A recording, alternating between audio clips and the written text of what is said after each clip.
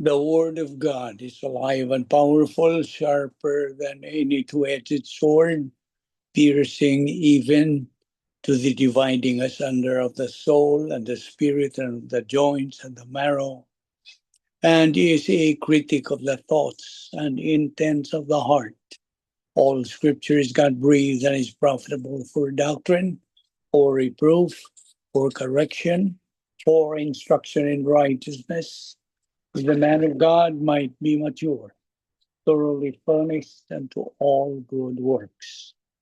Study to show thyself approved unto God, a workman that needeth not to be ashamed, rightly dividing the word of truth. Christ died for our sins according to the scriptures, and that he was buried, and that he rose again the third day according to the scriptures. That whosoever believeth in him should not perish, but have eternal life. For God so loved the world that he gave his only begotten Son, that whosoever believeth in him should not perish, but have everlasting life. For God sent not his Son into the world to condemn the world, but that the world through him might be saved. He that believeth on him is not condemned, but he that believeth not is condemned already, because he hath not believed in the name of the only begotten Son of God. He that believeth on the Son hath everlasting life, and he that believeth not the Son shall not see life, but the wrath of God abideth on him. The entrance of thy words giveth light and giveth understanding to the simple. Every word of God is pure. He is a shield unto them that put their trust in him. So, good day, everyone. I wish everyone in good health, and welcome to our Monday edition of the Zoom Bible study of the Vic Balbido Evangelistic Ministry. So let's begin our Bible study with a time of silent prayer.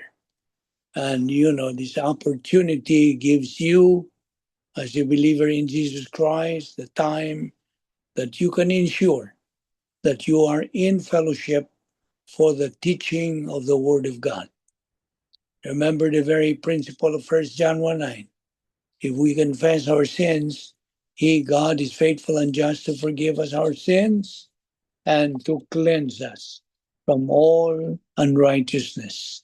And you know that this gives you, as a believer, a tremendous problem-solving device.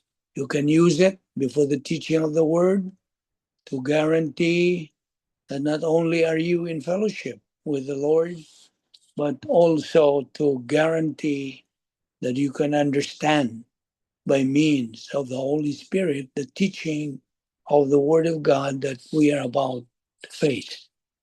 Therefore, let us pray.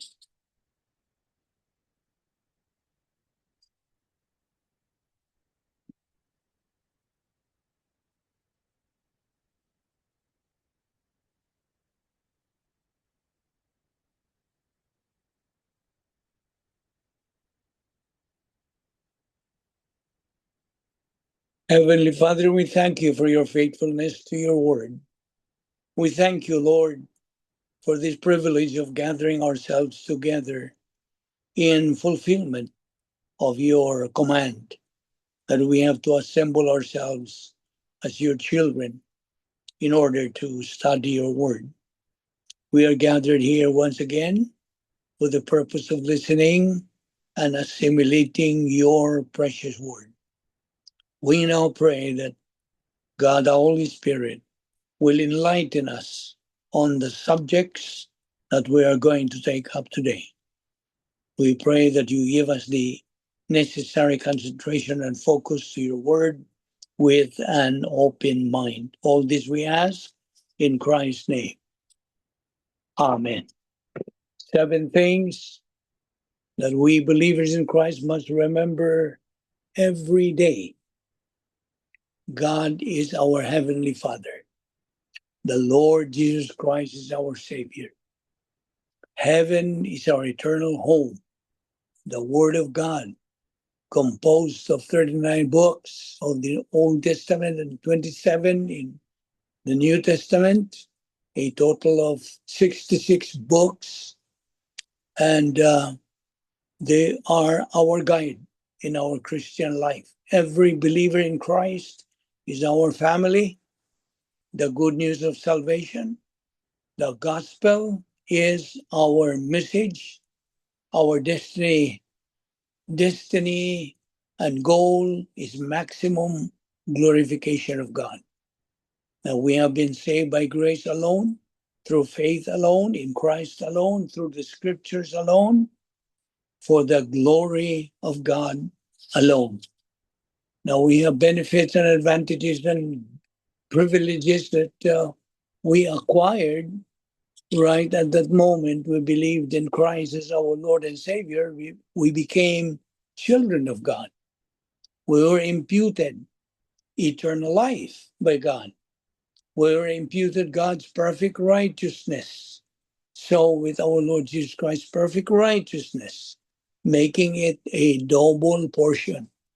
Hence, we are declared by the word of God righteous.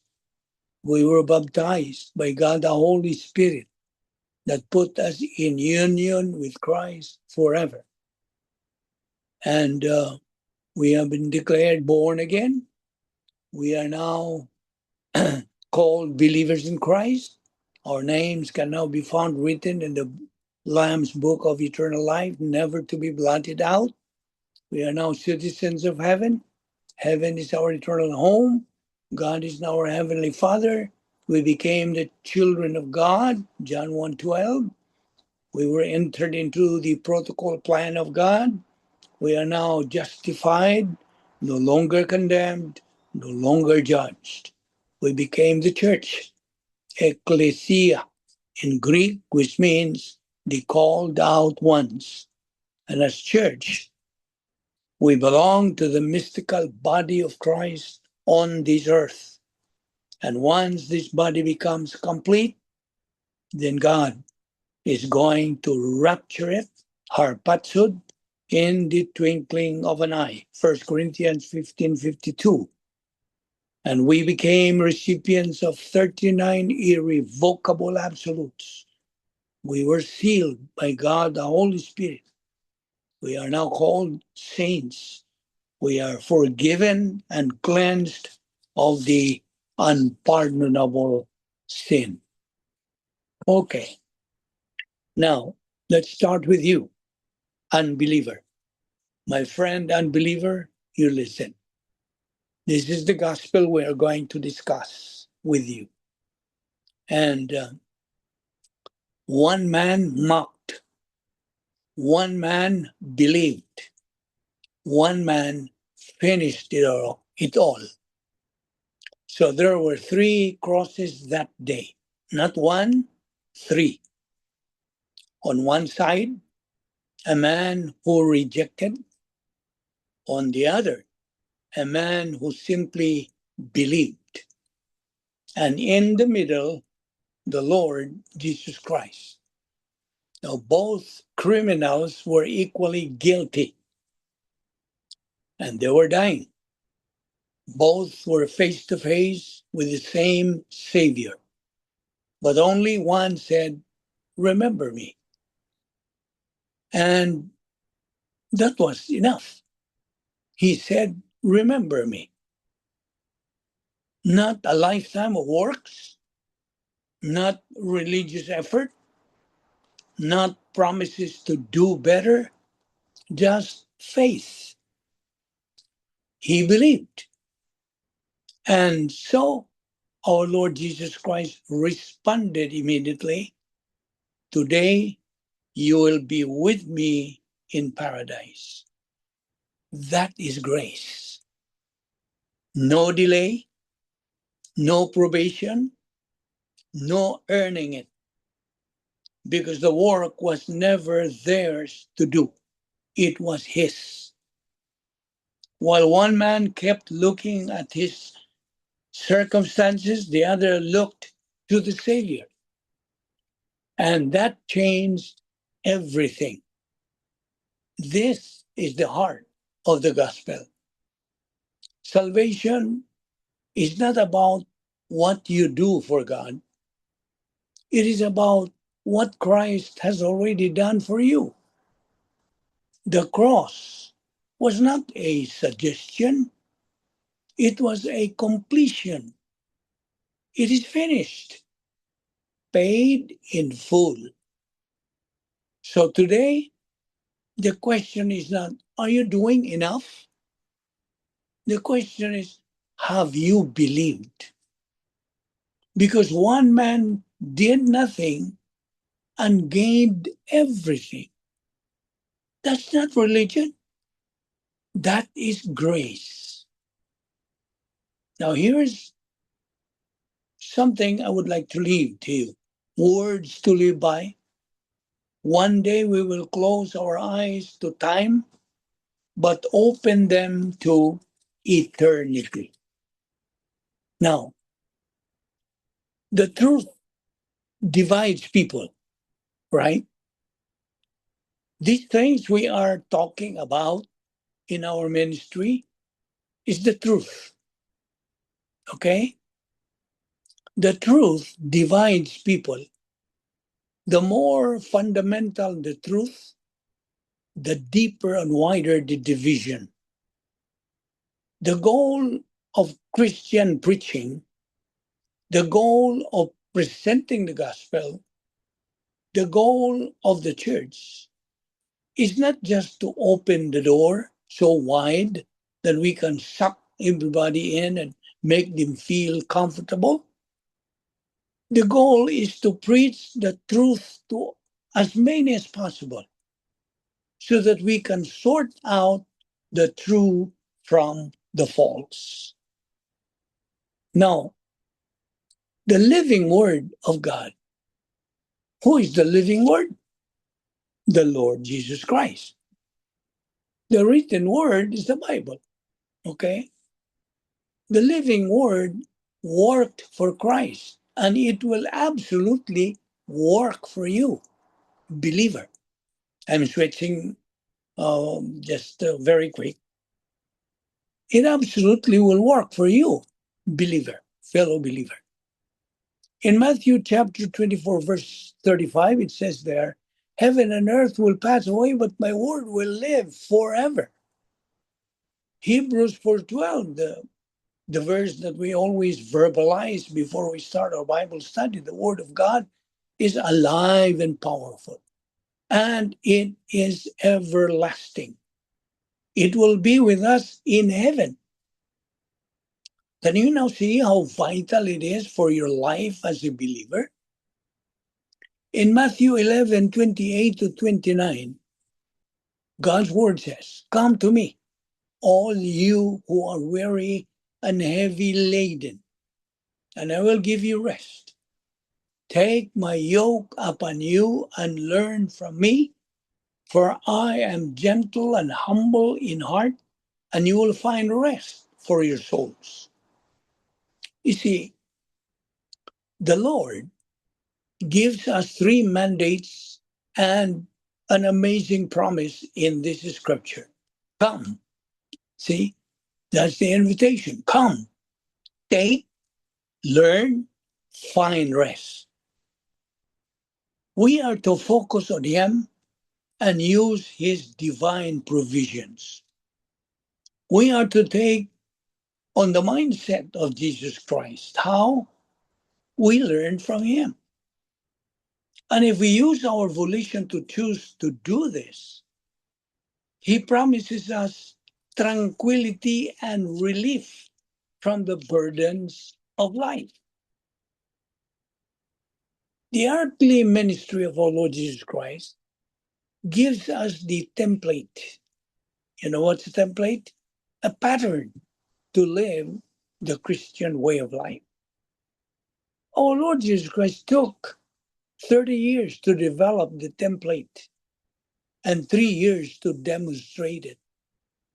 This is what take my yoke means. Now, doctrinal orientation is the ministry of the Holy Spirit, cutting us into the image of Christ as we learn from me. Now, let this mind be in you that was also in Christ Jesus, Philippians 2:5. This is telling us believers, I'm switching to you now, fellow believer. This is telling us believers to learn to think like Jesus Christ thought. We are to learn to think with divine viewpoint. The only way to assimilate the mind of Christ and develop divine viewpoint is to continuously learn God's word. We will see how the Bible relates to every area of our life. And this is an incremental lifetime process. You see, there is no shortcut to learning the Word of God. We do it day after day after day. And we live one day at a time. We are alive today because God wants us to continue in our spiritual momentum and learn the Word of God. Again, the principle here is there is no shortcut to learning the Word of God. Romans 12, 2-3. Stop being conformed to this world, but be transformed by the renewing of your mind. Think with sound judgment, as God has assigned to each one of us a standard of thinking from His Word. Romans 12, 2-3. God wants us believers to renew our mind. Renew. Change how we think. He mandates us to think with divine viewpoint rather than human viewpoint. Doctrinal orientation provides a different and invigorating way to live. So let us evaluate our spiritual life in the light of what God's Word teaches us. In 2 Corinthians 13, verse 5 says, test yourselves to see if you are in the faith. Examine yourselves. Let's go back to you, my friend and believer. The most loving thing we can do is tell someone the truth. That's according to the late John MacArthur. Yes, the most loving thing we can do is to tell someone the truth. That is compassionate love. You see? Now, maybe for you, you're discouraged if Jesus tarries is coming. Why? Why the delay? I have heard it so many times when I was still young that He's coming back. Why? But don't be discouraged if Jesus tarries is coming. Use it, share the good news to beseech people to be reconciled to God while they still can and while there's still time. That's why. That's the reason we can say maybe that's God's reason why He tarries. He's coming back. He is giving time for us to what? To share the gospel, beseech people to be reconciled to God while there's still time. Perhaps Jesus is delaying His coming to give your loved ones a few days more to be saved. You know what I mean? Now, we are not saved by obedience. Okay? For you, my friend and believer, we are not saved by obedience. For obedience is the result of salvation. We are saved by faith Because faith leads us to obey. Are you following me? In John 14:23, our Lord Jesus Christ replied, anyone who loves me will obey my teaching. My Father will love them, and we will come to them and make our home with them. Now, maybe you are quiet, or you don't have the courage or the, we would say, the interest, the enthusiasm, the encouragement to share the gospel. You see, silence is not always golden. Do you know that? Silence is not always golden, especially when souls are at stake. Because souls are at stake here when it comes to salvation, when it comes to the gospel.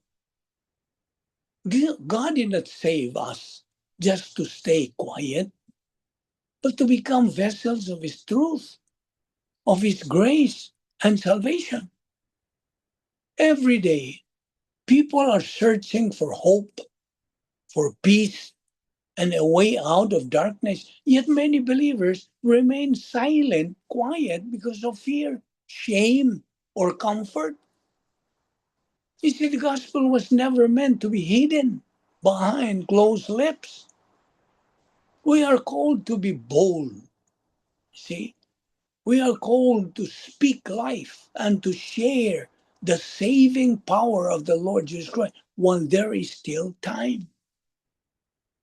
Someone's eternity may be changed by one testimony, one prayer, one message, or one act of love done in the name of the Lord. This is the hour for Christians to rise, to awaken, and preach the good news with compassion and urgency. You see, let your voice be used by God to rescue the lost, encourage the broken, and point people to the cross where mercy flows. Do not let fear zip your mouth when heaven is calling you to speak. Wake up. Wake up, church. The world needs Jesus now more than ever. So I repeat, your silence about sharing salvation will result many people perishing in hell. You see? So wake up, fellow believers. Now, you see, the greatest tragedy is not death, but our soul will go to hell. Physical death is unavoidable for everyone, but eternal separation from God is the real tragedy. Do you know that? The real tragedy is eternal separation from God. Imagine eternal separation. You see, the Bible teaches that life on earth is temporary, while eternity is forever.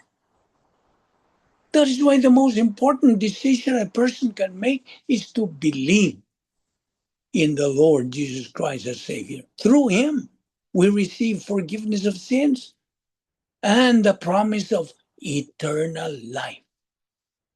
Are you following the line of thought that we are presenting to you here? You see, God lovingly warns us, so we will repent, we will believe, and be saved, not condemned. Salvation is available today for anyone who comes to Him by faith. 2 Peter 3:9, don't forget that. God is not willing that anyone should perish, but that all should come to repentance. 1 Timothy 2:4, God wills that all will be saved and come to the knowledge of the truth. to believe on the Lord Jesus Christ. So you will be saved. Acts 16:31. You see, yesterday we celebrated the resurrection of Christ. The resurrection of our Lord Jesus Christ is a central doctrine in Christianity. Central doctrine, marking the Lord Jesus Christ returned to life on the third day after his crucifixion and burial. According to the New Testament, the resurrection of Jesus Christ is seen as a triumph over death and sin, offering salvation to humanity. The accounts of the Lord Jesus Christ's resurrection are found in all the four Gospels: Matthew, Mark 16, Matthew 28, Luke 24, and John 20 to 21. Now, what are the key events that include? Well, the empty tomb discovered by Mary Magdalene and other women, Jesus' appearances to his disciples and others, including Mary Magdalene, the disciples on the road to Emmaus, and Thomas. The significance of Jesus' resurrection is a fulfillment of prophecy and a demonstration of his divinity, his being God. The resurrection is celebrated in Easter Sunday and is considered a cornerstone of the Christian faith, symbolizing hope, redemption, and new life. John 11:25, Jesus said unto her, I am the resurrection and the life. He that believeth in me, though he were dead, yet shall he live. Christ is risen. So God wants you to be risen from the quagmire of sin and transgressions and iniquities. Rise up and get saved. Now, our main trust, of course, in our ministry is to present the gospel, to proclaim the gospel. That is evangelism. You see, evangelism is easy. It's not easy. Evangelism is not easy. But when we see our loved ones are heading to hell, it becomes easy for us to witness them for Christ. Right? Sharing the gospel is an act of love and obedience. If we truly care about people, we will not keep quiet about the message that can rescue them from eternal separation from God. Mark 16:15 says, and he said unto them, go ye into all the world and preach the gospel to every creature. Now, if you remain silent about the gospel, many people may perish in hell. Don't forget that. I repeat, if you remain silent about the gospel, many people may perish in hell. Now, so here is one thing I would like to present to you. My friend and believer, some cries come too late. The saddest words a soul can ever say are, why didn't I listen? Why didn't I listen? You see, there are warnings God sends, messages he repeats, and moments he gives us to turn back, but many still choose to ignore his voice. Nowadays, people just ignore, just don't take heed. Just like in the days of Noah, the people didn't what? Didn't care. So what? So God had so many warnings. He sends messages and repeats, and moments he gives us to turn back. But still, many ignore his voice. Life may feel long, and tomorrow may seem guaranteed, but the truth is, not everyone gets another chance. Not everyone. When the door closes, regret becomes louder than every excuse we once made. You see, hell is not a joke. An eternity is not a game. The pain of temporary sacrifice for God can never compare to the endless sorrow of being separated from Him forever. Just imagine that. Today, while there is still breath in your lungs, choose repentance. That is the call of the hour. Choose repentance. Choose obedience. Choose our Lord Jesus Christ. Don't wait until conviction turns into condemnation and tears turn into eternal regret. Listen while grace is still speaking. The voice that you hear is grace from God, calling you, inviting you, urging you. Listen while grace is still speaking, because one day the words, "there is no second chances," may become the most painful reality. No more chances. Now, the late John MacArthur also said, a gospel without repentance, a gospel without holiness, a gospel without submission, a gospel without transformation is the devil's lie to give false assurance to condemned people. My question now is, how do you avoid being misled? How? The answer? By studying through to the scripture. That's what we're doing every Monday and Tuesday. And we're supposed to do this on a daily basis. This Zoom Bible studies every Monday and Tuesday is just a supplement to our routine.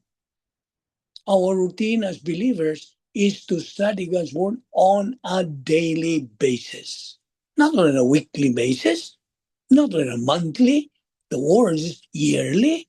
No. How can you grow? The purpose of what we are doing is for us to be able to reach our goal, which is spiritual maturity. This is the process of shaping our life by what? Obeying God's mandate. Our Lord Jesus Christ said, if you love me, study my word. This is what we're doing. This is to show our love to Him. Obedience is the result of real faith. Because if you have truly believed in the Lord Jesus Christ as your Lord and Savior, that's the true faith that God wants from anybody to get saved. And so, how to avoid being misled? By studying God's Word on a daily basis. Study, learn, believe, apply the Word of God. By staying true to the Scripture. By being rooted to the Scripture.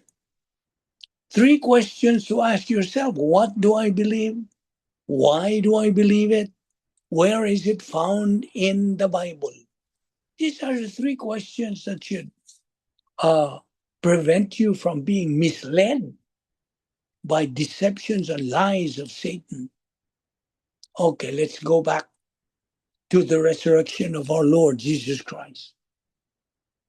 The resurrection of our Lord Jesus Christ is the single greatest event in the history of the world.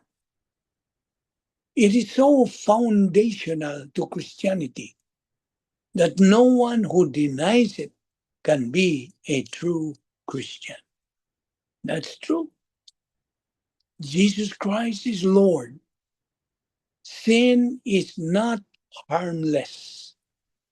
It separates man from God. Isaiah 59:2. To die in sin is to face eternity without God. Jesus warned plainly in John 8:24. Christ died for our sins. He was buried and on the third day rose again. 1 Corinthians 15, 1-4. Now, let's go to you, my fellow believer. The mark of a true believer in Christ. What are these marks? The mark of a true believer in Christ is a hunger for the Word of God.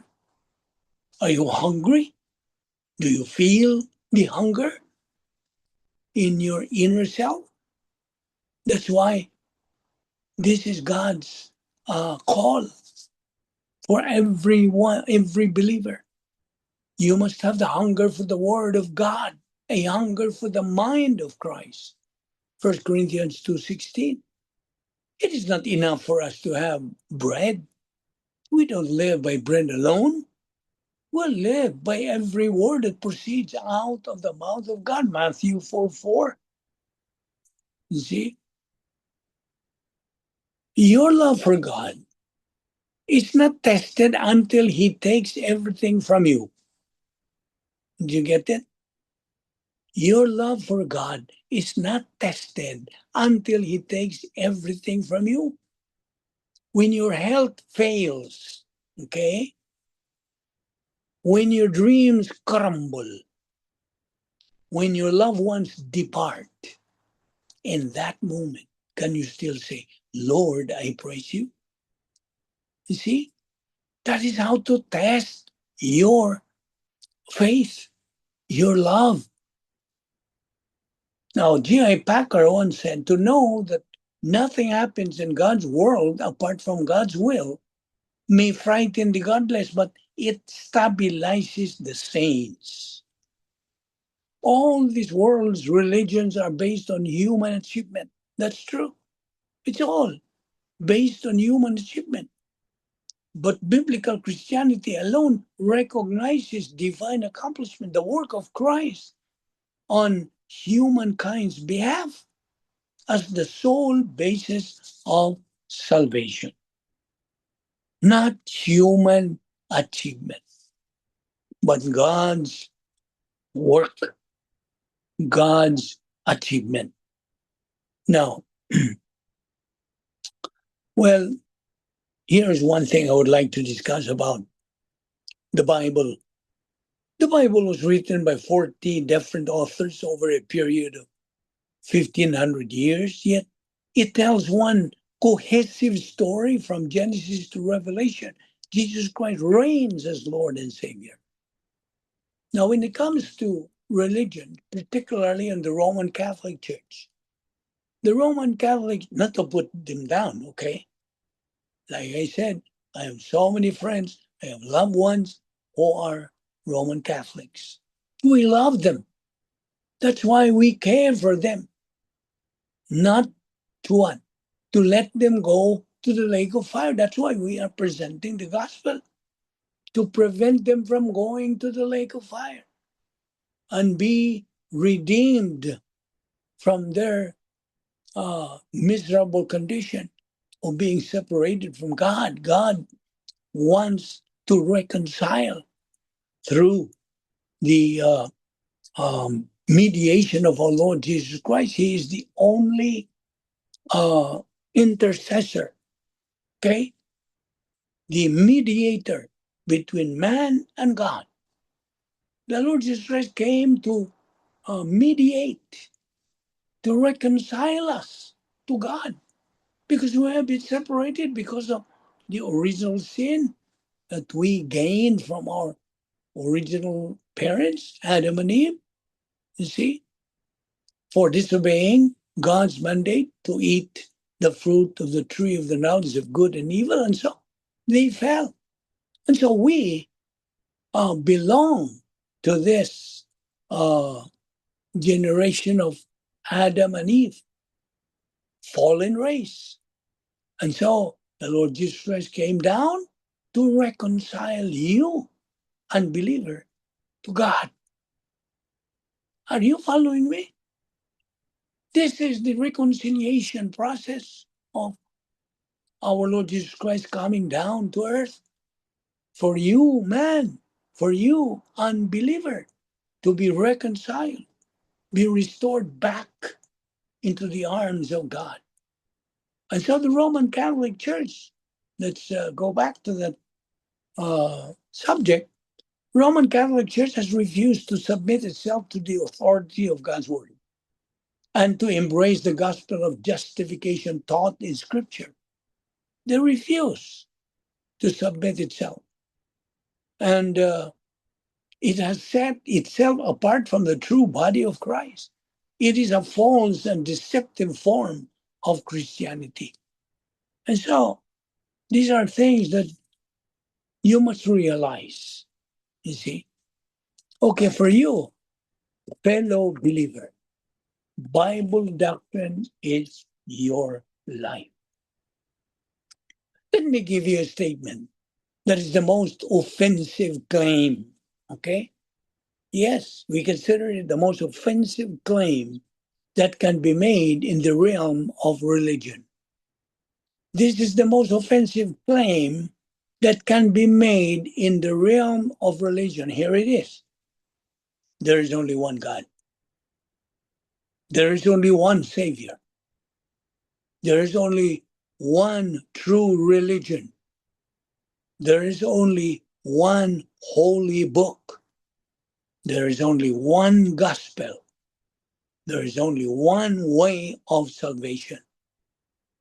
All other religious claims are lies. Okay? Listen. All other religious claims are lies, deceptions, doctrines of Satan and demons that lead people to eternal hell, along with all the immoral, irreligious, atheistic, hedonistic, naturalistic unbelievers. So this is the most offensive statement they could come up with. It just happens to be the truth. It is the truth. That is the exclusive truth of Christianity, even within the professing church.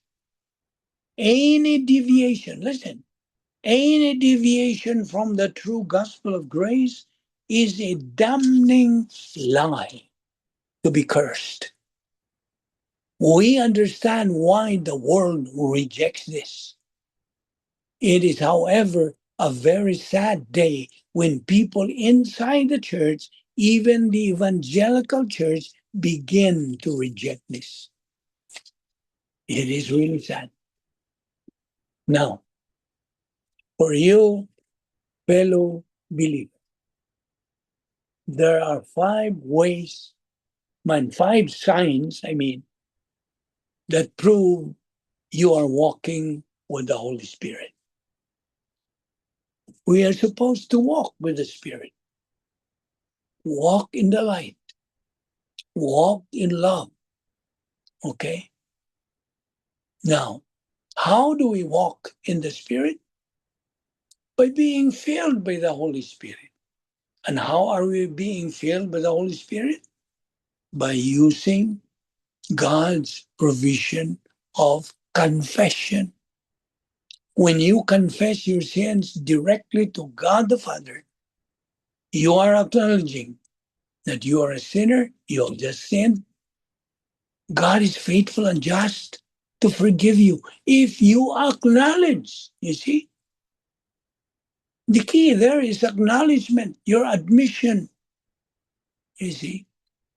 When you admit, you acknowledge, see, and you just name them, enumerate them, because that is what we mean by homologeo. The Greek word homologeo means just name, cite, enumerate, see, acknowledge, confess. These are the synonyms. Once you do it, God faithfully erases all the sins that you have just named, including those sins that you have forgotten to name. You see how faithful God is? That is the beauty of God's provision of confession, which doctrinally is termed as rebound technique. It's a technique. God is teaching us this technique. It's not human technique. It is one of God's protocol that we have to follow as guidelines in being able to continue in our spiritual momentum. This is the way to be filled by God, the Holy Spirit. And so there are 5 signs that prove you are walking with the Spirit. Number 1, you have a love for the Word of God. Do you have that love? You see, when you live with the Spirit, your mind is set on the things of the Spirit, and that comes from His Word. Number 2, the sin in your life really begins to lose its appeal. It's not attractive any longer to you. You don't crave for it any longer. Instead, you crave the things of God. Number 3, and this is important, you live in the very confident state of calmness. You know that God's got you. You know that you are resting in Christ now. You know that you belong to Him. And it's because of that peace that everybody else is freaking out. You can keep your calm. They demonstrate the character of our Lord Jesus Christ. And to me, that is the greatest sign that God the Holy Spirit is working in our life. Number 5, it is simply power. Yes, this is power. You want power in your life? That's it. And power alone does not prove that you have the Holy Spirit. However, those that are filled by the Holy Spirit through confession of sins to God the Father, 1 John 1:9, these are the ones who are given that power. If you make it as a routine, make it as a habit, make it as your second nature. Once you notice that you have committed some kind of sin, personal sin, name them right away. Enumerate them right away. Acknowledge them, admit them directly to God the Father. And that's it. You got the power. The power that truly proves they have the Holy Spirit in their life. The Holy Spirit is working in their life. You see? And so my question now is Bible doctrine really working in your life now? Is it? Now, let's be honest, okay? Let's be honest to what we are doing. It's not a joke. God is dead serious to His word. And so my question again is Bible doctrine really working in your life now? Have you experienced the veracity, the reality of it? Is it really true now? Working in your life? Were there instances or circumstances that doctrine did play in your life? Or you have never experienced any of the above? Then doctrine has not been made real to your life yet. You see, personally, have you experienced the love of God that's working in your life now? You see, we cannot love God through our human emotion. You know that. That's very basic. We do not. We don't even adore and worship God through our emotion. Emotion has nothing to do with our spiritual life. The function of emotion is simply to respond, you see. Just like the example of a wife and husband. The role of the husband is the initiator. The role of the wife is to respond. Do not invert that. It cannot be. Therefore, if you have doctrine, it's spontaneous. You see, you will experience the love of God that's working in your life now. You see, you cannot love God again through human emotion. It should be based on what we know about Him. That's why we have to know what we are supposed to know. The divine viewpoint, God's mind. 1 Corinthians 2:16, the mind of Christ. This is what we are studying, the mind of Christ. Let it sink in and become or circulate in the stream of your consciousness wherever you go. These are treasures that we call portable treasures as believers. Now, it's from our knowledge of Him that we love Him. No doctrine, no truth, no spiritual love. No true spiritual love. God can only be loved. Okay, listen. God can only be loved through the spiritual means. God Himself said in His Word, those who worship me must worship me in spirit and in truth. Now, while we study God's Word, of course, the process is this. You hear the Word of God and you listen attentively. First, it goes into your left lobe. You understand it, you comprehend it, very clear. Okay, it starts there. You have heard it. Now, that becomes what we call gnosis doctrine. Gnosis, gnosis. Well, gnosis is a Greek word, it's a Greek noun used in scripture to indicate academic knowledge of spiritual truth. That's in Ephesians 3:19, 1 Timothy 6:20. Now, gnosis, okay, what's out? Gnosis resides in the left lobe of your soul. Left lobe. Because our mind has two lobes, left lobe and the right lobe. So gnosis resides in the left lobe in your soul as doctrine comprehended on an intellectual level. Okay? Follow me very well.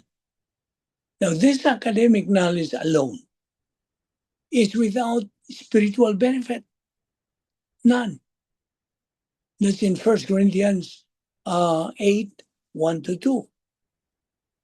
Listen, to be applicable and effective in the spiritual life, gnosis doctrine must be believed by faith, okay, and transferred to the right lobe of the soul, where it becomes epignosis doctrine or full knowledge. Epi, E-P-I, the gnosis, epignosis doctrine, meaning full knowledge. Now, let's go to epignosis doctrine. Epignosis, epi means over and above knowledge, need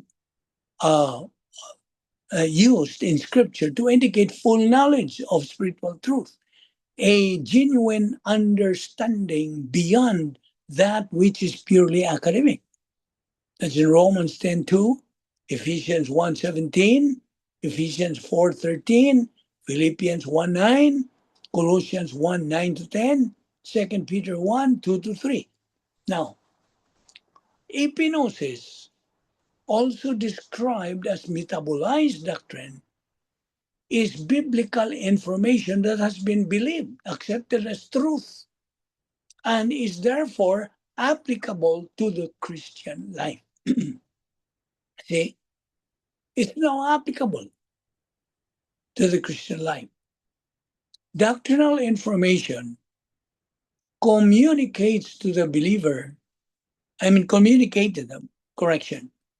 Doctrinal information communicated to the believer is initially staged in the left lobe of the soul as gnosis, or academic knowledge. When the believer expresses faith, okay, that's the key. When that believer expresses faith in what he has heard, the Holy Spirit this time transfers that information to the right lobe, okay, of the soul, where it becomes epignosis, the knowledge that serves as nourishment for spiritual growth. There. I hope you understand what I'm explaining. You have epignosis. That is what we need to be able to make Bible doctrine real to our life, to make our God real to our life.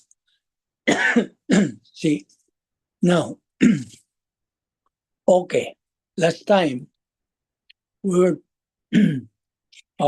talking about problems in life. Okay, here we go. Problems in life. That's what I promised to you to be discussed on problems in life. Problems in life, by the way, are part of God's plan. You know, it's part of God's plan. First of all, problems cannot be avoided while we are still in this world. They also cannot be solved without learning the solution to those problems. That's why we are studying the solutions to the problems that we are going to delve into, discuss with you. You see, problems are inevitable, right? Nobody can escape. Problems are inevitable while we are still alive. So if you have problems, then that means you are still alive, right? Solutions, now it comes to solutions, are best understood when problems are defined. In the scriptures, as believers, we are mandated not to avoid or to choose not to have problems, meaning denying problems. We cannot. It's important to know the general concept of problems. That is the reason we believers are provided by God His what? 10 problem-solving devices.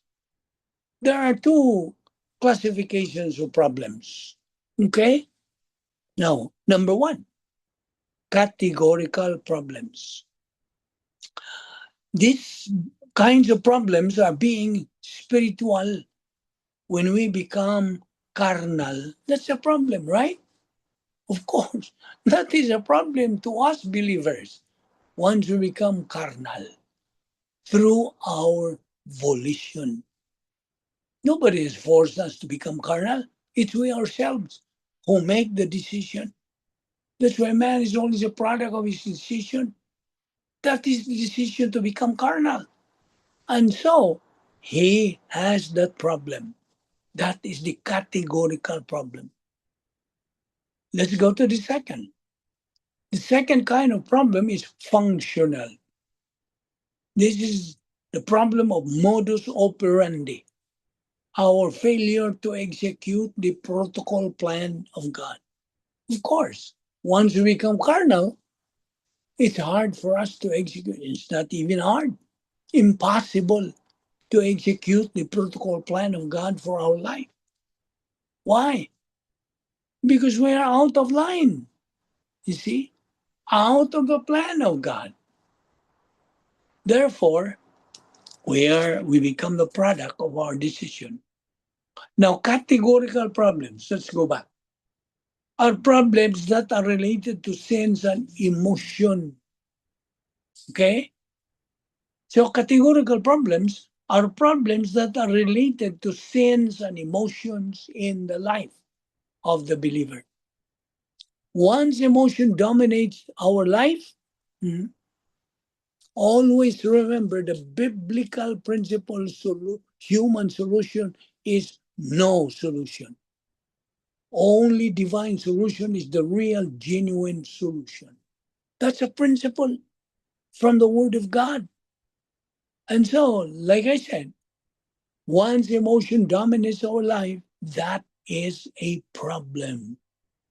It is only supposed to respond, not to initiate. That's what I explained to you a while ago. The right function of our emotion is to respond, not to initiate. You see? So these problems are caused by what? What causes this problem? What brings these problems to us? Ignorance of Bible doctrine, ignorance of the 10 problem solving devices. You see, we become what? Uh, we become the products of our decision. Without knowing and learning the 10 problem solving devices, we would not be able to handle our problems. No, we cannot handle our problems. So you resort to human solution. Again, the principle stands. Human solution is no solution. Only divine solution is the real, genuine solution. Where can you find the divine solution? From the Word of God. So therefore, if you are not studying God's Word, you would not be able to learn God's solution to your problem. Are you following me? Do you understand? So, therefore, there is malfunction of the believer's emotion when that believer is ignorant of Bible doctrine, especially God's 10 problem solving devices. Now, there are 7 categories of categorical problems. 7 under these categorical problems. Number 1, distraction from self and others. Number 2, fear and other emotional problems.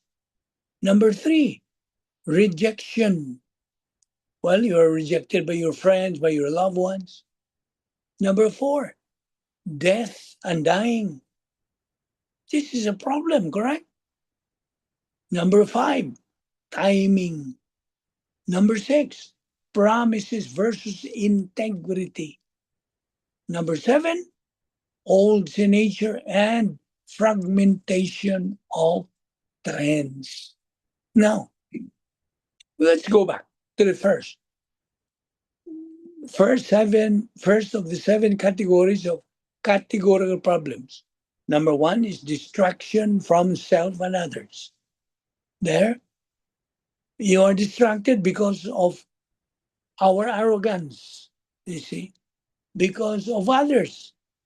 You are distracted because of others. And then number 2 is fear and other emotional problems.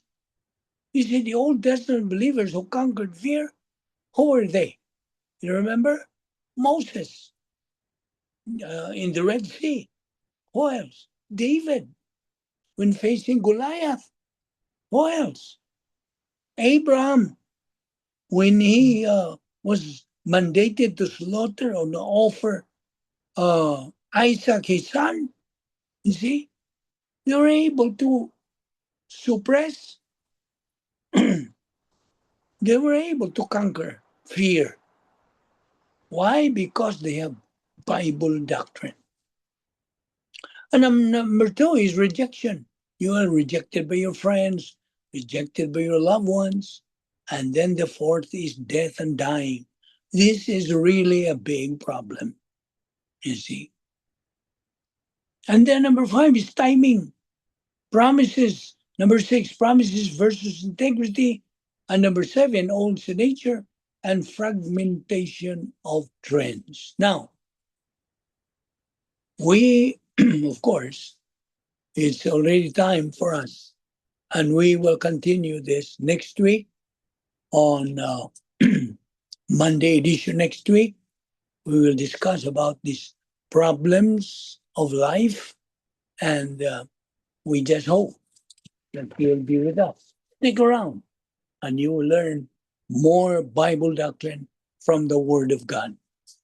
Any question? Any question from you? From anybody? About what we discussed today? So if there is no more question, let us close our session today. Let's pray. We thank you, Heavenly Father, for the grace opportunity of fellowshipping in your word today and learning especially the doctrines that we just took up today. May God, the Holy Spirit, motivate and challenge us to continue feeding our soul with your word until we reach the stage of capacity for life, which is the pleroma stage, thus become winners in this present life. We pray that what we learned in your word today may become a blessing to our life. This we ask in Christ's name. Amen.